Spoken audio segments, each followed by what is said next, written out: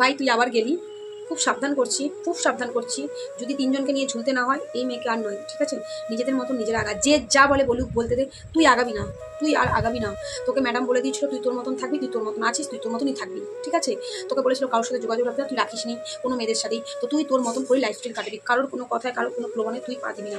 চলো পুরো ভিডিওটা দেখতে থাকো। Welcome back to my channel পূজার লাইফস্টাইল। সবাই কেমন আছো? আশা করি খুব ভালো আছো।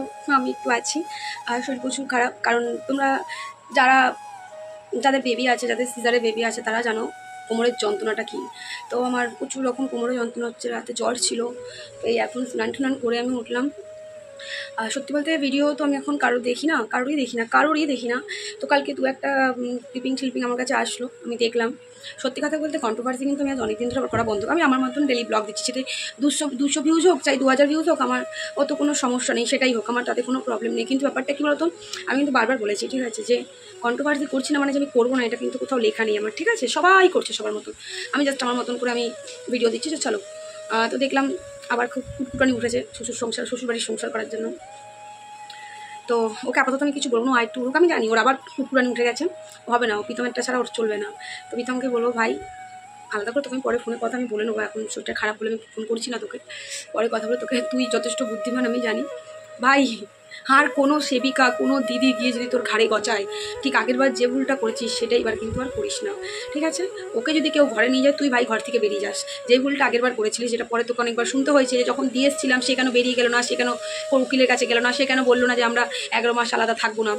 তো খুব সাবধান, আজ প্রায় কিন্তু 2-3 মাস ধরে কিন্তু তোর আলাদা, খুব সাবধান ভাই। সেই ফাঁদে, কারোর ফাঁদে আবার যাই না, কোন নতুন দিদি ফিরি তুলে নিয়ে আসবে জানি না, তো সাবধান।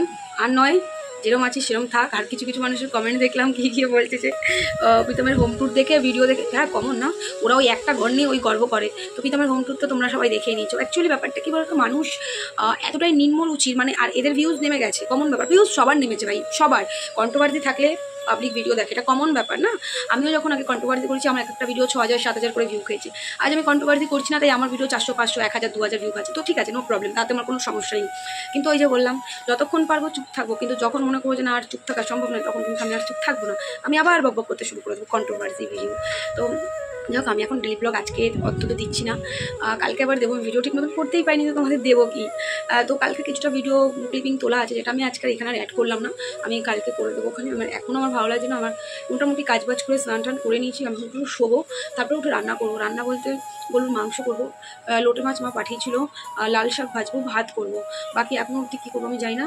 সবে তো আমার ঘড়িতে এখন 11টা বাজে, ছেলে আস্তে আস্তে 4টে, তো আমি অন্তত 1-1.5 ঘন্টা এখন শোবো, মানে 12:30 1টা নাগাদ উঠে আমি রান্না বসাবো।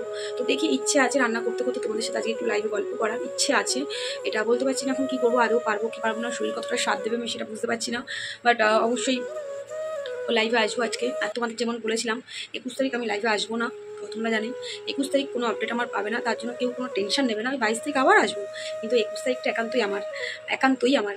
তো আমি 21 তারিখটা কারোর সাথে শেয়ার করি না, করবো না, তো ওই দিনটা আমার একা।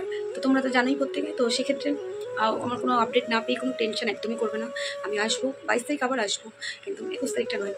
আর একটা কথা, আমার যে ভালোবাসার মানুষরা, তোমাদের প্রত্যেককে বলবো, এখনও ওয়েদারটা খুবই খারাপ, মানে এই বৃষ্টি, এই ঠান্ডা, এই গরম, এরকম একটা ব্যাপার চলছে, প্রত্যেকের ঘরে ঘরে কিন্তু জ্বর হচ্ছে। তো একটু সাবধানে থেকো, নিজেরাও সাবধানে থেকো, বাচ্চাগুলোকেও খুব খুব সাবধানে রেখো, কারণ আমাদের চাইতে বাচ্চাগুলো সাবধানে রাখাটা বেশি ইম্পর্টেন্ট। আর অনেকের বাচ্চা তো নিশ্চয়ই স্কুলের পরীক্ষার রুটিনও দিয়ে দিয়েছে, আমার ছেলের যেমন আগস্টের 5 তারিখ থেকে পরীক্ষার রুটিন দিয়ে দিয়েছে, তোমার দাদার বার্থডে আগস্টের 2 তারিখ, ছেলের 5 তারিখ থেকে পরীক্ষা। তো সেক্ষেত্রে একটু চাপেই আছি, পড়াশোনা নিয়ে একটু চাপের মধ্যেই আছি, খুবই প্রেশারের মধ্যে আছি। আর আমাকে একজন কমেন্ট করেছিল আগের দিনকে, যে দিদি ওই সয়াবিন দানাটা, মানে বিনবির যে দানাটা, ওটা তুমি কী করে খাওয়াও?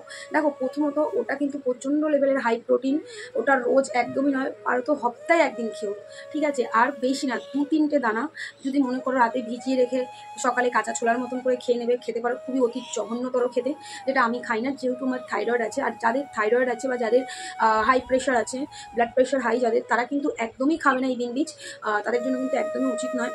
তো আমি খাই না, যেহেতু আমার থাইরয়েড আছে, আমার তো পসিবলই নয়। তো ছেলের জন্য দিই, যেহেতু ওই যে বললাম ছেলের ওপর তো প্রচুর, এখনকার আমার ছেলেগুলো না, প্রত্যেকটা বাচ্চার উপরে প্রচুর রকমভাবে প্রেশার পড়ে, ঠিক আছে?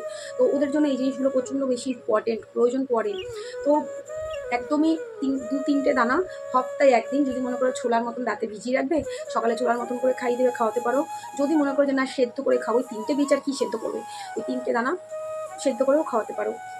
তো এই দুটো অপশান করে খেতে পারো, ঠিক আছে। আর আমাকে একজন বলেছো যে দিদি ড্রাই ফ্রুটগুলো ফ্রিজে রাখবো। আমি ড্রাই ফ্রুট বরাবর ফ্রিজেই রাখি, বাইরে রাখি না, কারণ ফুটের একটা ব্যাপার থাকে, তো ওই জন্য ড্রাই ফ্রুট কখনই বাইরে রাখি না, আমি ফ্রিজেই রাখি। তো ফ্রিজেই রাখা আছে।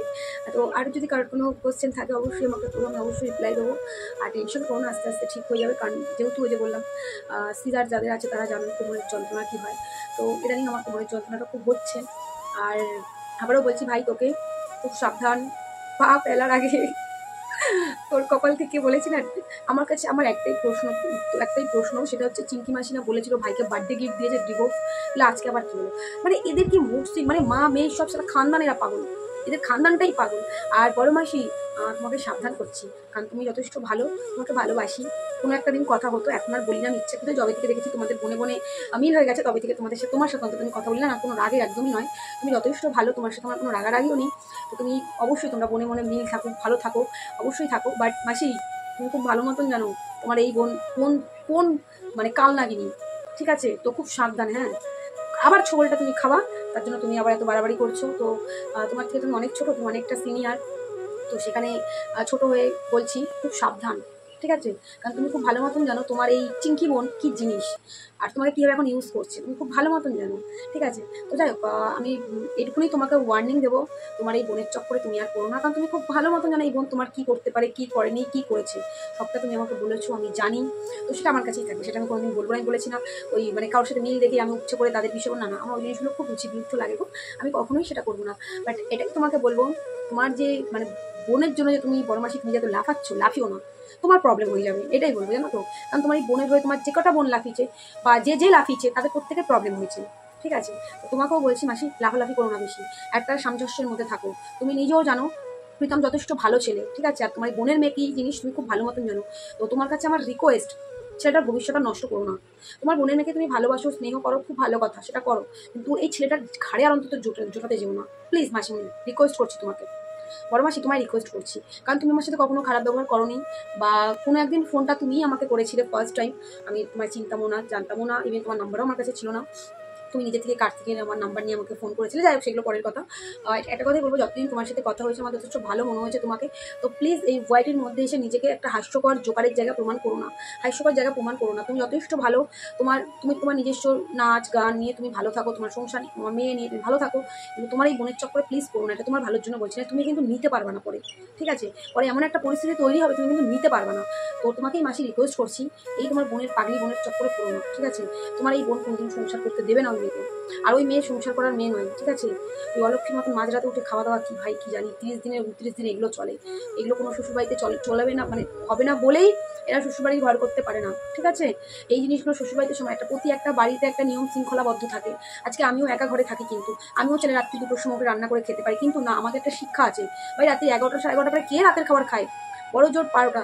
এবার বলো অনেকেই দুটো একটা খায়, দেখো তারা কাজের জন্য খায়, কথাতেই আছে কর্মতে যারা ব্যস্ত থাকে, কর্মকাজে যারা ব্যস্ত থাকে তাদের কিছু করার থাকে না, কিন্তু এরা তো স্বভাবে খায়, এরা কিন্তু অভাবে খায় না। যারা রাত্রি করে কাজে তারা অভাবে, তারা নিজেরা কাজ বাজ করে বাড়ি ফিরতে তাদের লেট হয়, তাই তারা লেট করে খায়। কিন্তু এরা কি, এরা সারাদিন শুয়ে বসে রাত্রি 2টোর সময়, রাত্রি 1:30টার সময় পাস্তা ডিম, মানে খুঁজবি ভাই। আমি তো এটাই বুঝি না যে এদের ভিডিও থেকে কি শিক্ষা পাওয়া যায়। আমাদের ভিডিও থেকে হয়তো অনেক খারাপ কিছু পাওয়া যায়, অনেক খারাপ শিক্ষা দিই আমরা, ভাই এদের ভিডিও থেকে কি শিক্ষা পাওয়া যায় আমি অন্তত বুঝতে পারি না। তো এটাই রিকোয়েস্ট করবো, তোমরা যারা ওই মেয়েকে বাসো, কিন্তু ছেলেটাকে রেহাই। আর ভাই তোকে খুব ভালো মতন করে ওয়ার্ন করছি, এরা কিন্তু আবার নাটক চালু করে দিয়েছে, মা মেয়েতে সংসার হোক। তোমার রিয়েলি এই কথাগুলো বলতে তোদের লজ্জা লাগে না, হাসি পায় না, হাস্যকর লাগে না যে একই জিনিস কতবার রিপিট করবো। আজকে মনে হচ্ছে যে সংসার করবো, যেদিনকে মেয়ে ওই বৃহস্পতিবার দিন শাখা সিঁদুর মুছেছিল অন ক্যামেরায় এসে, তখন এই কথাগুলো মনে ছিল না? তখন মেয়েকে গিয়ে 2 থাপ্পড় মারতে পারিস নি, যাই কাল আমি তোকে আবার সংসার করতে পাঠাবো, তুই এভাবে ওপেন ক্যামেরা কেন শাখা সিঁদুর মুছছিস? নাচর মান্দার নাচর হয়ে গেছে। পুজোর সামনে আসতে, এখন তো বিট্টুও নেই, হাই রে ভগবান, বিট্টুটাও হাতছাড়া হয়ে গেল। কি রে বিট্টু, তুইও বিয়ে করে নিলি ভাই? এরকম তোরা যদি সবাই সাইড হয়ে যাস কি হবে বলতো? এবার পুজোতে বেচারি কার সাথে ঘুরবে? পুজো তো ঘোরার একটা ব্যাপার থাকছে, এরকম করলে কিন্তু ভালো লাগে না, ঠিক আছে? তোর মা আবার একটা কোনো বান্দা খুঁজে, যে বান্দার ঘাড়ে আবার মেয়েকে উঠানো যায়, তো সেই বান্দাটা আবার ঘুরে ফিরে পিতাম। ভাই আবারও বলছি, কোনো দিদি, কোনো সেবিকা, কোনো আইনি কিছু নেই, যদি এবার যে তুই এবার বাড়ি থেকে ভাই বেরিয়ে যাস, ভাই দরকার নেই, তুই ভাই বেরিয়ে যাস, ওই বাড়িতে থাকিস না। আর তুই মানে আর আগাস না, তুই তাহলে ঝুলে যাবি, তোকে বলে দিলাম।